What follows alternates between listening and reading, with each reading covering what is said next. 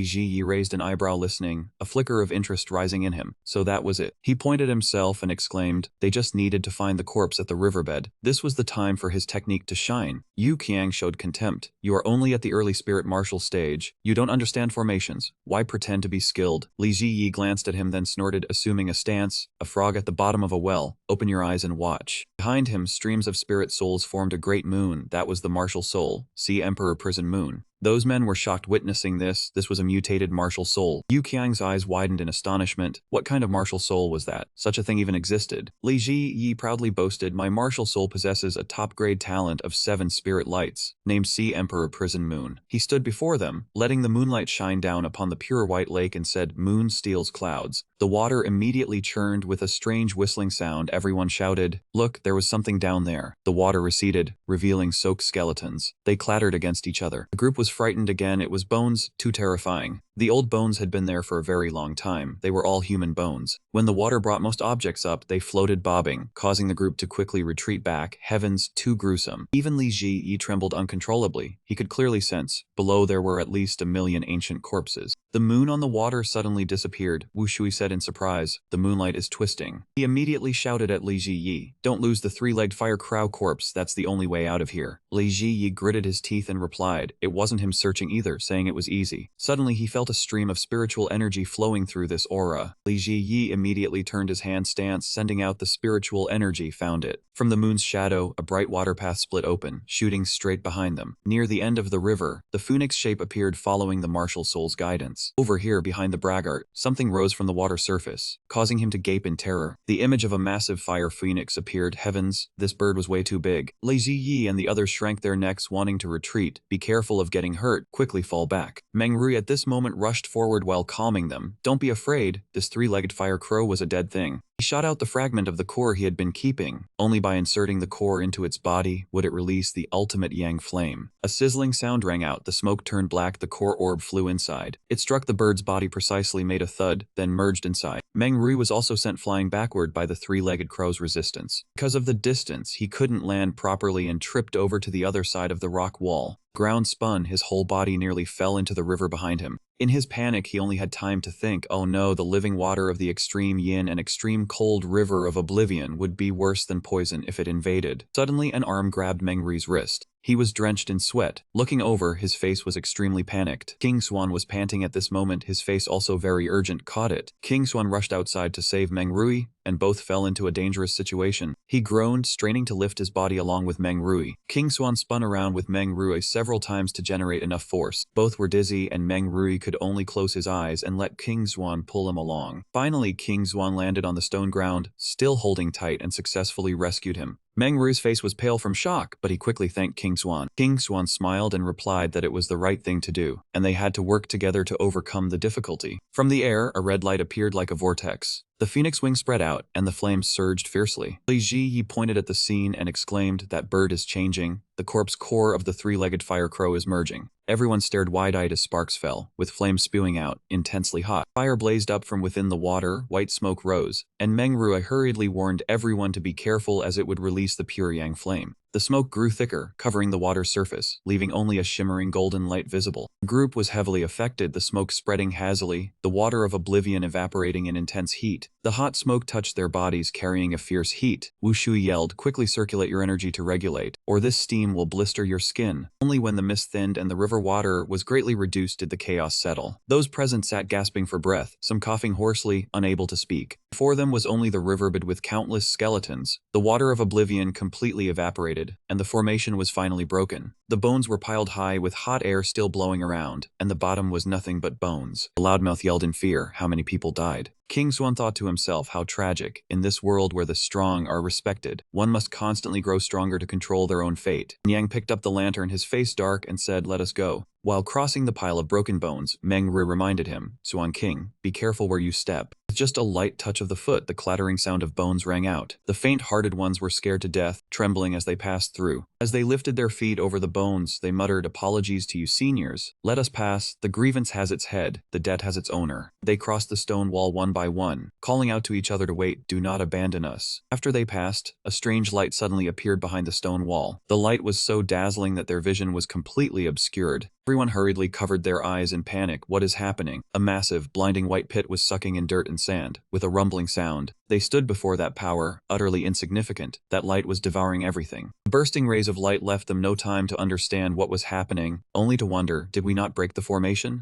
As the light gradually faded, Li Ji squinted his eyes in shock. He appeared in the middle of a vast forest, everyone looking around in surprise. Where is this? Why are we here? Manhwa suddenly became excited. Could this be the place that Su Feng and the ancestral progenitor wanted to enter back then but could not? Yu Qiang looked around and wondered. Then the essence blood must be here too. Li Ji eagerly prepared to summon his martial soul. So what are we waiting for? Let us go find it quickly. But Wu Shui stepped forward to stop him. Wait a moment. Before searching, Wu Shui asked, "There is only one drop of essence blood in 10 of us. We do not know how it will be divided." Manhwa immediately said, "It is true there is only one drop, but its energy is immense. It can be dissolved in water so each person receives an equal amount." The loudmouth whistled in satisfaction. "That is not a bad idea." Wu Shui immediately objected, shouting, "How can we in the spirit martial realm be equal to you in the key martial realm?" That group growled, "Are you trying to rob our share? We came together, so it must be divided equally." "That is right. On what basis?" Yu Qiang retorted, "On the basis that our strength is greater. 2 shares for the spirit martial realm, 1 share for the key martial realm." And the man beside him agreed. Manhwa disagreed, immediately saying, "I do not accept that. The key martial realm friends also contributed, especially King Xuan. We should divide it fairly." Wu Shui looked at them contemptuously. "The greatest contribution. Apart from saving you, I have not seen anything." He sided with the spirit martial realm and said, "Saving you has nothing to do with us. Do not even think of touching our share." Yu Qiang added, "That is right. If you want to give, use your own share." Lei Yi and the fat man behind him showed disdain. A bunch of fools. They do not know King Xuan's prowess." Lei Yi approached King Xuan and suggested, "King Xuan's strength is truly extraordinary. Giving him a small share is unreasonable." Wu Shui laughed mockingly. "Extraordinary strength?" He confidently challenged, "If you can block 3 of my moves, I will grant you the qualification for 2 shares." King Xuan smirked, "Granting me? How ridiculous." He said no more, directly leaping up and dashing away. A group of experts watched and shouted, "What is that brat doing? Not good. He wants to take it all for himself." They immediately gave chase. "Stop right there." King Xuan left them behind. "Those weaklings arguing over nothing. If they get it, there will definitely be trouble. It is better for me to keep it safe." Yells sounded from behind King Xuan. "Stop, block him." King Xuan sighed, "Truly juveniles." Suddenly a fist shot towards his face just as he was distracted. King Xuan's eyes immediately shifted to react in time. He raised his hand to block the strike, a wave of impact exploding between them. Both the attacker and King Xuan were sent flying to opposite sides, a small detonation occurring at the center. King Xuan landed on a nearby branch, his gaze fixed intently on the assailant. Wu Shui also leaped down onto a branch beside him, his expression deadly serious, a stark contrast from moments ago. The 2 faced each other, Wu Shui threatening, "If you want to keep it for yourself, you have to get past me first." King Xuan looked at him and gave a faint compliment, "Not bad. You can keep up with my speed." Wu Shui grew angry, gathering a sphere of spiritual energy in his hand. "I won't just keep up, I'll take your life." He snapped the branch under his foot and shot straight towards King Xuan. He clenched his fists and let out a loud roar to muster his spirit for the attack. Facing the fist imbued with soul power, King Swan was surprised. Fast indeed. He raised a hand to block as well, and a loud sound rang out from their clash. Wu Shui broke out in a sweat, astonished. How come hitting him feels like striking a cotton boll? Suddenly, King Swan's arms separated as Wu Shui failed to realize. Could it be? King Swan waved a hand in a friendly farewell. Thanks for the force of your punch. Farewell. His body flew backwards, and it was only then that Wu Shui understood he had used the force to escape. He roared like a madman, "Don't think you can!" Wu Shui accelerated with extreme speed, blurring as he caught up in front of King Swan. King Swan grew even more surprised. His martial soul can accelerate his speed. He immediately wrapped himself in wine to boost his own speed. I'll do the same then. King Swan shot forward within a whirlwind, but Wu Shui pursued him without any hesitation. He burst through the leaves, exclaiming, "A measly martial key realm. Don't think you can beat the speed of a mid-stage spiritual martial cultivator." Wu Shui blurred past, catching up to the wind that guided King Swan, right by his side. King Swan's eyes widened. What? Wu Shui ran parallel with a triumphant look. Don't dream of escaping, brat. The two raced on, constantly intimidating each other. Accept it, you can't escape from my grasp. King Swan vaulted out of the forest, but a sound wave made him halt. His body wavered.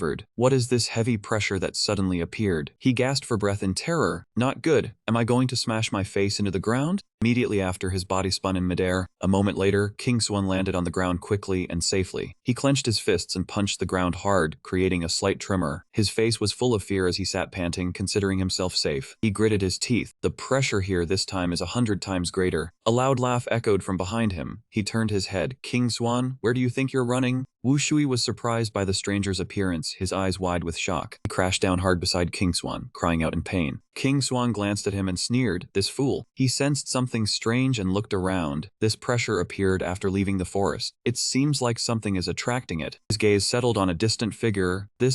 Was the figure of an ape clad in battle armor, sitting in a majestic and oppressive manner. King Swan stared in shock. Could the pressure be coming from that dead ape? Even dead, its power is still terrifying. He grew serious, gritting his teeth and snorting coldly. This alone won't stop me. His body was enveloped in power as he struggled to exert his strength. In pain, he gritted his teeth and stepped forward step by step, calculating the formation arranged for the drop of essence blood. With determined eyes, he stared fixedly. I want to see what secrets it hides. Wu Shui, suffering under a tremendous pressure, lay prostrate on the ground, watching his silhouette. He grew angry, gritting his teeth and threatening, dragging himself bit by bit. Don't dream of escaping. A group of people emerged from the surroundings, laughing loudly upon seeing them. Found them. They sensed something unusual and began to panic in shock. All of them were pulled violently to the ground, creating a loud thud. King Swan, who was resisting, saw what happened behind him and sneered. A bunch of fools. Just hearing about it hurts. They were crushed to the ground, struggling in confusion. What is going on? Li Ji lay helplessly. Teacher of formations Meng Rui, think of something quickly. Meng Rui endured the pressure and explained, there is a peerless expert here. Even dead, his might remains. Sweat beaded on his forehead as he pointed at the statue. It can generate its own key field, forming a domain around the corpse. Yu Qiang trembled and stammered. Could it be? He looked at the corpse in terror. A powerful aura radiates from the body. A heaven and earth realm expert. Meng Rui shook painfully. If the domain is still here, it means no one has come yet. So the drop of essence blood. Li Jai heard this and grit his teeth in rage. Not just the essence blood. A place hiding an expert must have a guardian. Everyone lay miserably on the ground, when suddenly one of them spoke up. Quick, look at King Swan. King Swan was now trembling as he stepped forward toward the corpse. Each step he took left heavy pressure on the ground. Seeing that, Wu Shui was furious and unconvinced, thinking he had no right to claim the treasure. Those suppressed by the pressure were also deeply terrified as he approached. He tried to stabilize his power, his body shaking violently, making it hard for him to concentrate on resisting the hundredfold gravity. Then, he turned his face with contempt toward them and shouted, "Get lost, all of you." They grew angry and noisy at that action, annoyed because they could not understand what he meant. King Xuan looked at them with an indifferent face, sighed, and let out 2 words, guess. Finally, he stepped before the warrior, trembling and panting heavily. Meng Rui quickly reminded, classmate King Xuan, hurry and kick that monkey away to make the gravity disappear. King Xuan heard this, waved his hand and replied, thanks for the tip, but I will go past without touching it. Immediately after, he tremblingly stepped past the sitting corpse to enter the inside. Meng Rui was extremely surprised at that, muttering, he really walked past it. Seeing him enter inside, Yu Qiang urgently pleaded, classmate King Xuan, let bygones be bygones, take me along. Li Ji also hurriedly offered a condition. Classmate King Xuan, I have a sister of marriageable age. Do you want to become family? Standing next to Meng Rui, that man scorned, Trash, selling off your own sister. But in his heart, he regretted not having a sister himself. After a long time of dragging each step, he finally passed the ape sitting there. King Swan slightly turned his head to look at its sword and sighed, "Dad must be the surname of this monkey." Instantly, he lost his center of gravity and fell flat to the ground, looking extremely pained. After falling, he looked down at his body and feared, "Is this the limit of the 8th level of the flesh refinement realm?" King Swan assessed for a moment, then sat in meditation behind the ape to recover his stamina. He focused on cultivation, taking out a gem and lifting it in his palm. The gem gradually glowed with each mantra he chanted. Heaven gains clarity, earth gains peace, spirit gains agility, valley gains fullness. Light from the stone grew stronger, blazing brightly, swirling around and spreading throughout his meridians and blood vessels. He suddenly felt something change and carefully assessed his surroundings.